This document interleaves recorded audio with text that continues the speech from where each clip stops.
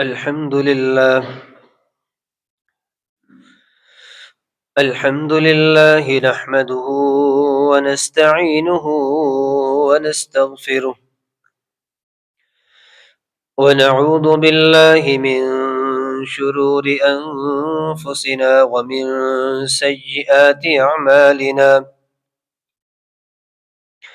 من يهده الله فلا مضل له ومن يضلل فلا هادي له، وأشهد أن لا إله إلا الله وحده لا شريك له، وأشهد أن محمدا عبده ورسوله. أما بعد فإن خير الحديث كتاب الله، وخير الهدي هدي محمد صلى الله عليه وسلم، وشر الأمور محدثاتها، وكل محدثة بدعة، وكل بدعة ضلالة، وكل ضلالة في النار. يا أيها الذين آمنوا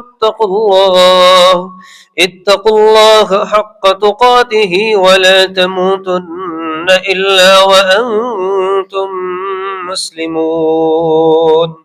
يا أيها الناس اتقوا ربكم الذي خلقكم من نفس واحدة، وخلق منها زوجها، وبث منهما رجالا كثيرا ونساء، واتقوا الله الذي تساءلون به والأرحام، إن الله كان عليكم رقيبا. يا أيها الذين آمنوا اتقوا الله وقولوا قولا سديدا يصلح لكم أعمالكم ويغفر لكم ذنوبكم، ومن يطع الله ورسوله فقد فاز فوزا عظيما. اللهم صل على محمد وعلى آل محمد كما صليت على إبراهيم وعلى آل إبراهيم إنك حميد مجيد. اللهم بارك على محمد وعلى آل محمد كما باركت على إبراهيم وعلى آل إبراهيم إنك حميد مجيد. اللهم بارك على محمد وعلى آل محمد كما باركت على إبراهيم وعلى آل إبراهيم إنك حميد مجيد. رب اشرح لي صدري ويسر لي أمري واحلل عقدة من لساني يفقه قولي. رب يسر ولا تعسر وتمم بالخير. أعوذ بالله السميع العليم من الشيطان الرجيم، من همزه ونفخه ونفثه. بسم الله الرحمن الرحيم. اقرأ باسم ربك الذي خلق، خلق الإنسان من علق. اقرأ وربك الأكرم الذي علم بالقلم، علم الإنسان ما لم يعلم.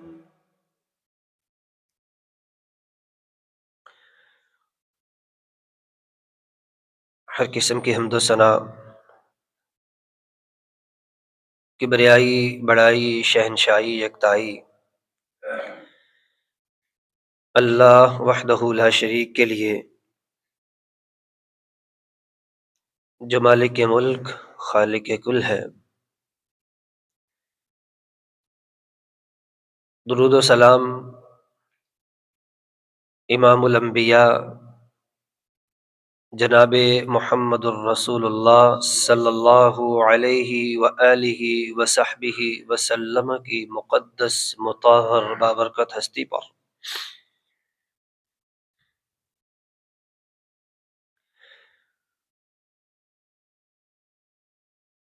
جن کی تعلیمات عالمگیر اور آفاقی ہیں،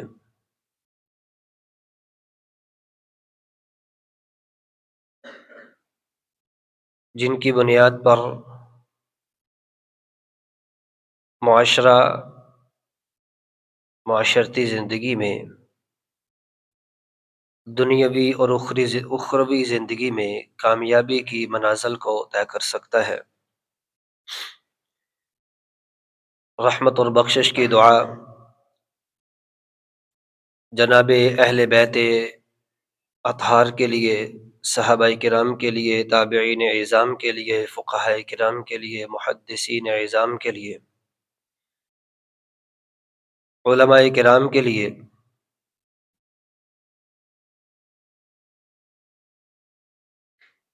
جو اپنے اپنے وقت میں اسلامی تعلیمات کے لیے اپنے آپ کو وقف کرتے رہے، اس کے فروغ کے لیے اپنے آپ کو پیش کرتے رہے، علم وحی کو پڑھتے رہے، پڑھاتے رہے، سیکھتے رہے، سکھاتے رہے۔ عزیزان گرامی، دین اسلام ایک آفاقی اور عالمگیر مذہب ہے۔ اس کی آفاقیت اور عالمگیریت کا پتہ انسان کو تب چلتا ہے، ایک مسلمان کو اس کا احساس تب ہوتا ہے جب وہ اسلام کی تعلیمات کو سیکھتا ہے، اس کو پڑھتا ہے، اس کو سمجھنے کی کوشش کرتا ہے، سیکھ کر، پڑھ کر، سمجھ کر اس پر عمل کے لیے اپنے آپ کو آمادہ کرتا ہے، اور سیکھنے، سکھانے، پڑھنے، پڑھانے اور اس پر چلنے چلانے کی بنیاد علم و تعلم ہے۔ جب تک پڑھا نہیں جائے گا، سیکھا نہیں جائے گا، اس پر چلا نہیں جائے گا، یہ ایک مسلمہ حقیقت ہے۔ یہی وجہ ہے کہ دینی تعلیم کی اہمیت اور ضرورت، اور اگر اس سے دوری اختیار کی گئی تو اس کے نتائج ہمیں پڑھنے، پڑھانے اور سیکھنے کی بھی ضرورت ہے۔ اور عصر حاضر میں جس دور میں ہم رہ رہے ہیں، اس میں تو اس کی ضرورت اور بڑھ جاتی ہے۔ جب معاشرہ بے رہروی کا شکار ہو اور گائیڈ لائن نہ ہونے کے برابر ہو، سیکھنے سکھانے کی طرف توجہ کرنے کی بجائے منچاہی زندگی گزارنے کی ریت عام ہو، تو پھر اس کی ضرورت اور بھی بڑھ جاتی ہے۔ تو عزیزان گرامی، دینی علوم اور دینی تعلیم کی اہمیت کا اندازہ اس بات سے لگایا جا سکتا ہے، یا اس کی ضرورت کو اس طرح سمجھا جا سکتا ہے کہ اللہ نے اس کا حکم دے رکھا ہے، اور یہ حکم جیسے ہی دین اسلام اترا تو دین اسلام کو سیکھنے کا حکم کے ساتھ ہی اترا۔ پہلی وہی ہے، اقرا بسم ربک الذی خلق۔ یہ اسلام کا آغاز ہے۔ اسلام کا آغاز وہ ہوا ہی اس بات سے کہ اسلام کو سیکھیے، یہ سیکھنے کی چیز ہے۔ اس کو چومنے اور اس کو سینے سے لگا کر صرف رکھ دینے کا نام اسلام نہیں، بلکہ یہ سیکھنے کی چیز۔ اقرأ بسم ربک الذی خلق۔ اور پڑھیے کس چیز کو کہ جس رب نے تمہیں پیدا کیا ہے اس خالق کی تعلیمات کو سیکھنے کے لیے اس کا نام لیجئے اور آغاز کر دیجئے. خلق الانسان من علق. انسان تجھے اللہ نے ایک قطرے سے پیدا کیا اور تجھے ایک لوتھڑا بنایا ہے. اس خالق کی تعلیمات کو سیکھ. اقرأ وربک الاکرم. اس خالق کی تعلیمات کو سیکھ لے، پڑھ لے، جس کی تعلیمات کو سیکھنے کے بعد تیرا وقار، تیری توقیر اور ترقی کے منازل کو تو طے کر سکتا ہے. اس کی تعلیمات کو سیکھنے کے لیے اپنے آپ کو پیش کرتے. الذی علم بالقلم. علم کو سیکھ قلم کے ساتھ. اور کہا جاتا ہے قید العلم بالکتابہ. علم کو لکھ کر قید کر لیجئے. الذی علم بالقلم علم الانسان ما لم يعلم. اللہ نے انسان کو وہ سب کچھ سکھلایا جو وہ نہیں جانتا تھا. اگر اس کا عملی مظہر دیکھنا ہو تو آدم علیہ السلام کی شخصیت کو دیکھ لیجئے. جب فرشتوں نے کہا اس کو آپ نے کیوں پیدا کر دیا، ہم تھے نا عبادت کے لیے، تو اللہ نے کیا کیا تھا؟ وَعَلَّمَ آدَمَ الْأَسْمَاءَ كُلَّهَا ثُمَّ عَرَضَهُمْ عَلَى الْمَلَائِكَةِ فَقَالَ أَنْبِئُونِي بِأَسْمَاءِ هَؤُلَاءِ إِن كُنتُمْ صَادِقِينَ. آدم کو بھی وہ نہیں پتا تھا جو فرشتوں کو نہیں پتا تھا، لیکن رب نے آدم علیہ السلام کو سکھایا، علم دیا، اور پھر کہا یہ بتاؤ کہ اس علم کو جو ہم نے آپ کو سکھا دیا ہے، اس علم کے ذریعے سے ہم نے انسان کو فوقیت اور افضلیت عطا فرما دی ہے. عزیزان گرامی، ان ساری آیات کو پڑھنے کے بعد خلاصہ نکالا جائے تو دو باتیں سمجھ آتی ہیں. اقرأ بسم ربک الذی خلق. اللہ نے پہلا حکم اس آیت میں دیا کہ تم نے پڑھنا ہے، سیکھنا ہے، ساتھ ہی اپنے خالق ہونے کا اعلان کیا کہ تم اگر سیکھنا چاہتے ہو تو خالق کی تعلیمات کو سیکھو جس نے تمہیں پیدا کیا ہے. دوسری بات جو سمجھ آتی ہے وہ کیا ہے؟ اقرأ وربک الاکرم. یہاں بھی سیکھنے کا حکم ہے اور ساتھ ہی فرمایا اگر خالق کی تعلیمات کو سیکھ لو گے تو تمہارا رب تمہیں عزت و احترام کی ایک عظیم دولت سے نواز دے گا. عزت و احترام کی زندگی دنیا میں بھی ملے گی اور آخرت میں بھی ملے گی. عزیزان گرامی، اس کے بعد جیسا بھی ہم نے کہا کہ علم دین کا سیکھنا یہ حکم الہی ہے. پہلی بات تو یہی اقرا، اسلام کا آغاز سیکھنے کے حکم سے ہوا. دوسری بات رب خود فرماتے فَاعْلَمْ أَنَّهُ لَا إِلَهَ إِلَّا اللَّهُ. اللہ کے بندو جان لو، سیکھ لو، علم حاصل کر لو، علم لے لو. انہ لا الہ الا اللہ، اللہ کے علاوہ کوئی معبود نہیں ہے. یہ بات کہنے کو بڑی آسان سی لگتی ہے، اس کا ترجمہ بالکل آسان، اللہ کے علاوہ کوئی معبود نہیں ہے. لیکن اس کا معنی یہ ہے کہ وہ علم سیکھے جو انسان کو بندوں کی بندگی سے نکال کر رب کی بندگی سکھاتا ہے، جو اللہ کی معرفت سکھاتا ہے، جو اللہ کے سامنے جھکنا سکھاتا ہے. اور جب انسان اللہ کے سامنے جھکنا سیکھ لیتا ہے پھر دنیا کے سامنے کسی کے لیے انسان جھک نہیں سکتا، اس کو پھر کسی کے سامنے جھکنا نہیں پڑتا. عزیزان گرامی، اور صحیح الجامع کی روایت بھی ساتھ شامل کی جائے تو بات سمجھ آتی ہے. طلب العلم فریضہ علی کل مسلم، کہ مسلمانوں، ہر مسلمان پر علم کا حصول وہ فرض ہے. اچھا، یہ جو حدیث ہے، حدیث مبارکہ، ہم نے بہت سارے اسکولوں اور دیگر تعلیمی اداروں کے فرنٹ پہ لکھی ہوئی پڑھی ہے. طلب العلم، علم کو سیکھنا، اس کا طلب کرنا. لیکن یہاں یہ بات سیکھنے کی ہے. رسول اللہ صلی اللہ علیہ وسلم فرماتے طلب العلم، طلب آگے ہے العلم، طلب کرنا کس چیز کا؟ العلم کا. العلم کیا ہے؟ علم اس کا معنی عام فہم ہے، سیکھنا. لیکن اس کے شروع میں اگر الف لام آ جائے، العلم آ جائے، تو اس کا معنی یہ بنتا ہے العلم مطلب قرآن اور حدیث کا علم، علم وحی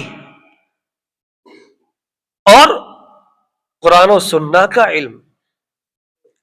لیکن عزیزان گرامی، ہم نے اس روایت کو لیا، لیکن جس علم کے طلب کرنے کی یہاں بات ہو رہی تھی، ہم نے انہی سکولوں سے اٹھا کر اس کو دیس نکالا کر دیا، صرف واجبی طور پر ایک مضمون، کبھی اختیاری، کبھی لازمی، کبھی کچھ کبھی کچھ کبھی کچھ، اس کو مختلف تغیرات کر کے اس کو نکالنے کی کوشش کے ساتھ ساتھ کبھی اس کو کسی اعتبار سے، کبھی کسی اعتبار سے اس کو سائڈ پہ کیا گیا، اور وہیں پر ہم نے باہر لکھ دیا طلب العلم فریضہ علی کل مسلم۔ یہ کوئی اور نہیں، یہ مسلمانوں کا ایک طرز عمل ہے جس کی ہم بات کر رہے ہیں۔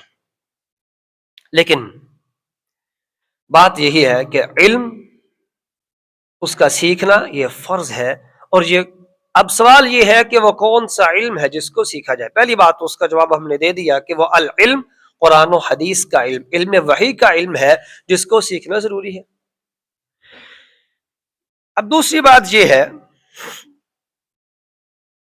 کہ ایک انسان وہ قرآن و حدیث کے علم کو سیکھنا چاہتا ہے، اس کی ائمہ نے، علماء نے، مشائخ نے دو صورتیں، اس کی نوعیت کو دیکھ کر دو حصوں میں اس کو تقسیم کر دیا۔ ایک وہ علم ہے جو مبادیات سے لے کر انتہائی ڈیپلی اس کو سیکھنا، اور ہر چیز کو اس کا فہم لینا، اور ہر چیز کو سیکھنا، اس کے اصول کو بھی سیکھنا، اور اس سے استنباط کا طریقہ بھی سیکھنا۔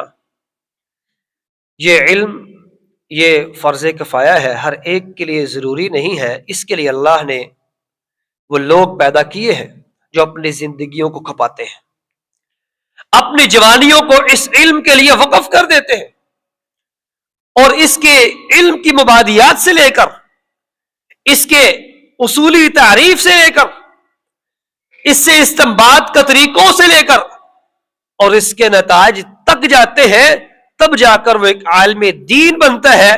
یہ علم مسلمانوں پر فرض کفایہ ہے، اس کے لیے اللہ نے ایک جماعت کو علم کے حصول اس کے لیے فرض قرار دے دیا۔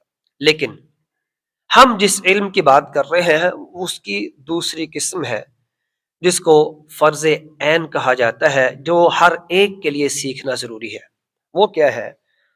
طلب العلم فریضہ علی کل مؤمن۔ علم، قرآن و حدیث کا علم سیکھنا ہر مومن پر، مسلمان پر فرض ہے۔ ان يعرف الصوم والصلاة والحرام والحلال والحدود والاحکام۔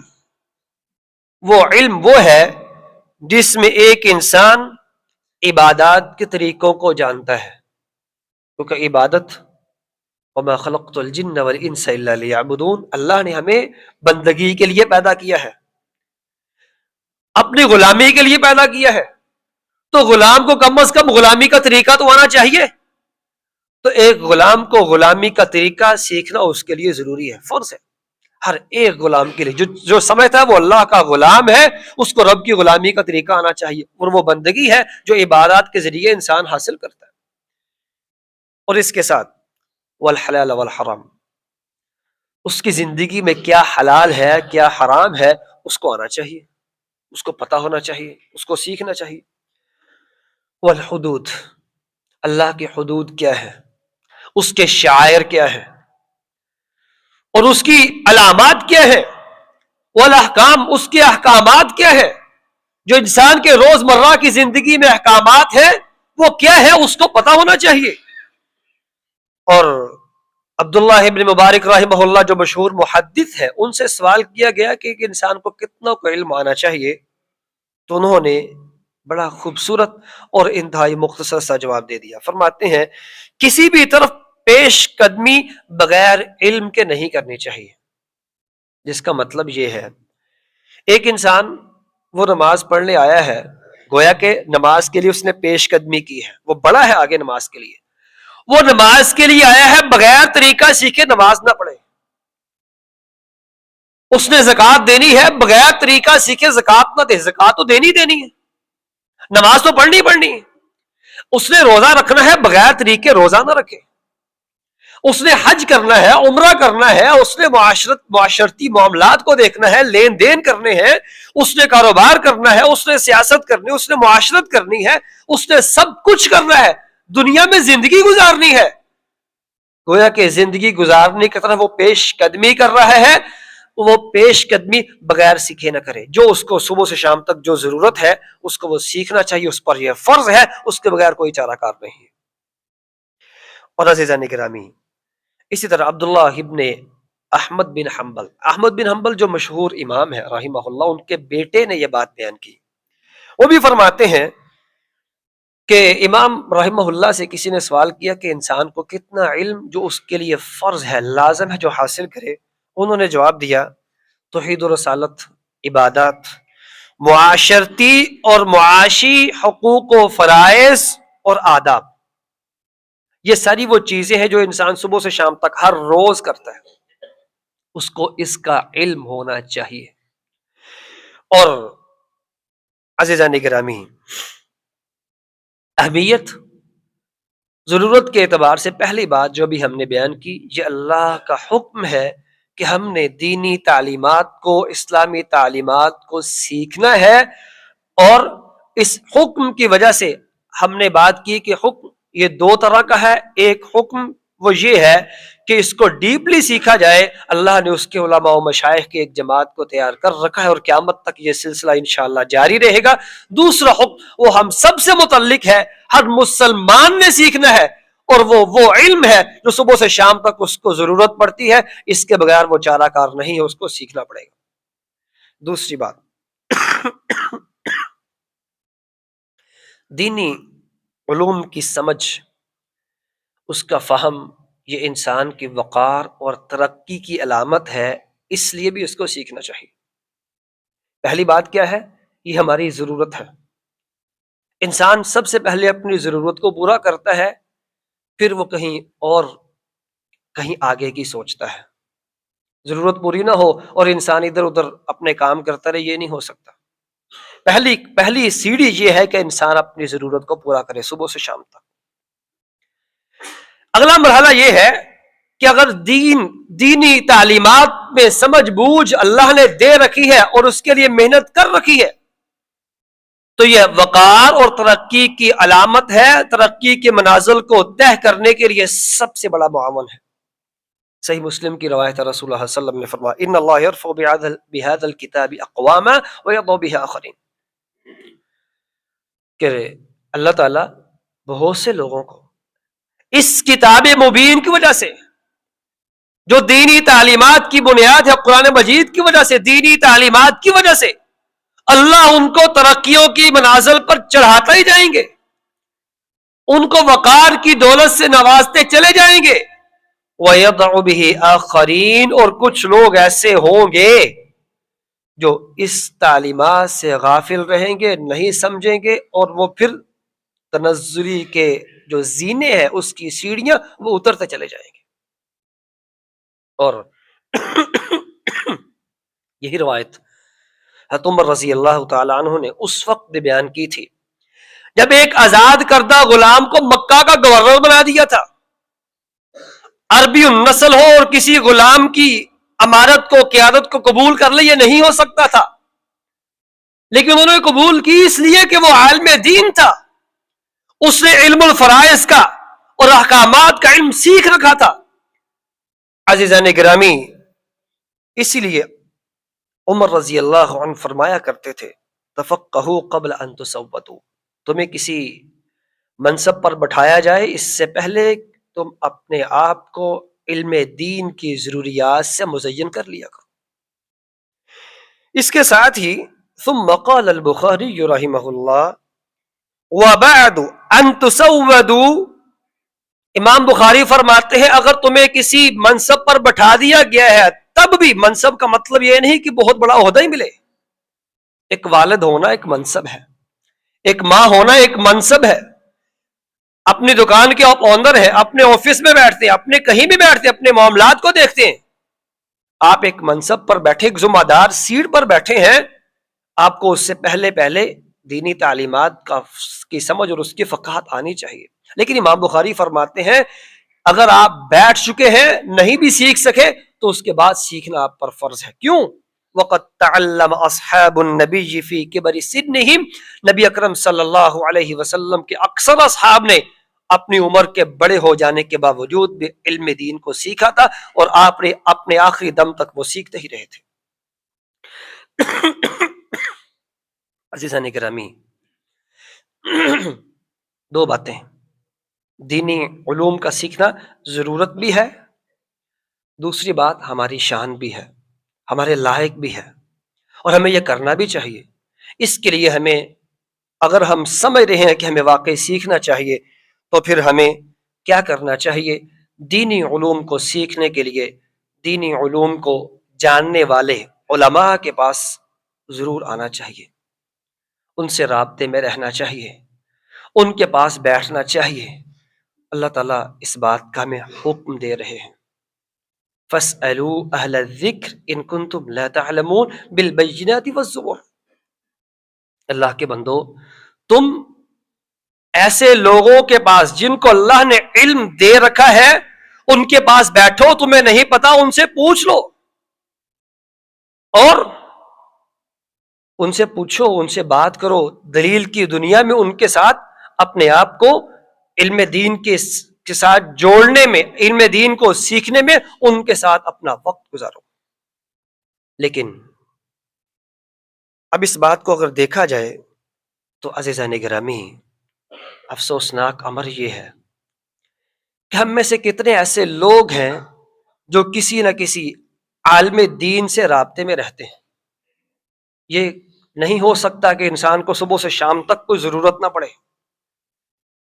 یہ نہیں ہو سکتا کہ انسانی زندگی میں ایک عام آدمی اتنا وہ آگے جا چکا ہے کہ اس کو کسی چیز کی ضرورت نہیں پڑتی.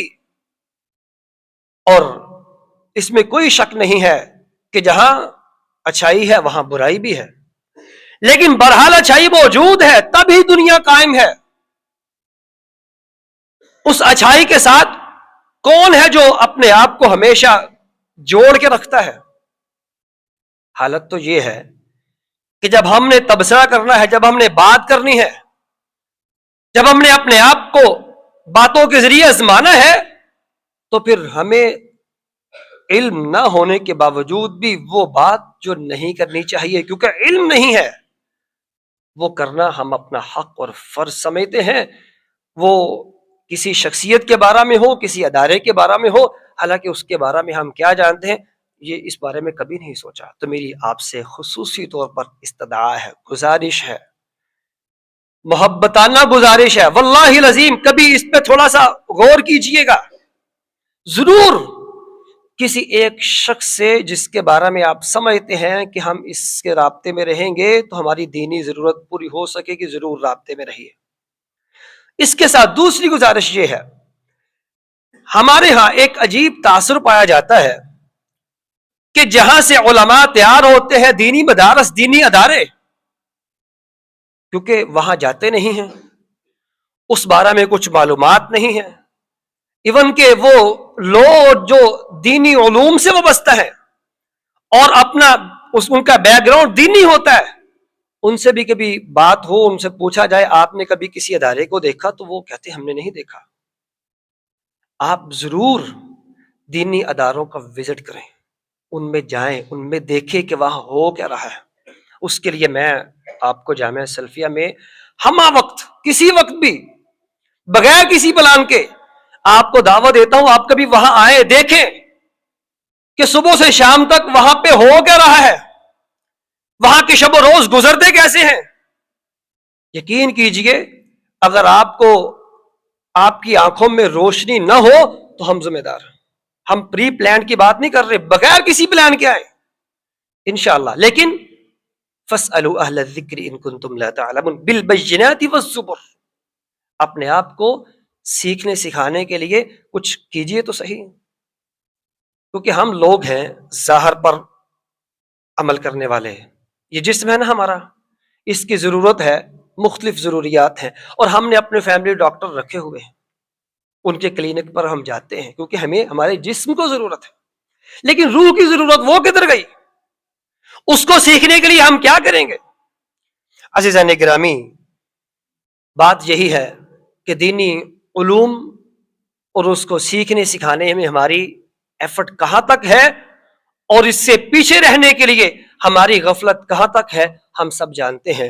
ہم اس پہ مزید بات کریں گے انشاءاللہ، لیکن اس میں صرف ایک بات جو صحیح الجامع کی روایت ہے، رسول اللہ صلی اللہ علیہ وسلم نے فرمایا ہے، کل عالم الدنیا جاہل الآخرہ، ہر وہ شخص جو دنیا کے علوم تو جانتا ہے، آخرت کے علوم نہیں جانتا، اللہ اس سے انتہائی نفرت کرتے ہیں۔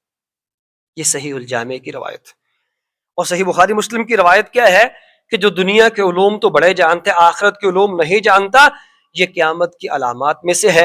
اور اگر ہم اس کے نتائج دیکھنا چاہتے ہیں، معاشرتی افراتفری میں دیکھ سکتے ہیں۔ اس کا ایک مظہر پچھلے دنوں میں لاہور کا واقعہ بھی ہمارے سامنے ہے۔ وہ ایک قمیض ہے جس پہ عربی رسم الخط میں کچھ لکھ دیا گیا ہے۔ کبھی قرآن کھولا ہو، کبھی حدیث کی کوئی کتاب دیکھی ہو، وہ پتہ ہو قرآن کے حروف کیسے لکھے جاتے ہیں، وہ پتہ ہو حدیث کی عبارات کیسے ہوتی ہیں، پتہ چلے پھر یہ لکھا گیا ہے۔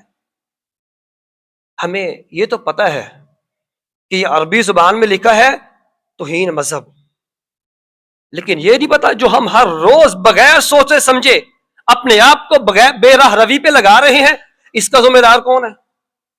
اس میں اس کا مطلب یہ نہیں ہے کہ ایسی قمیضیں پہن کر گھومنا چاہیے، ایسا نہیں ہے۔ اور اس کا مطلب یہ نہیں کہ سر عام بازاروں میں آنا چاہیے۔ خاتون اس کا مطلب ہی مستور ہے، جو چھپی ہوئی ہوتی ہے۔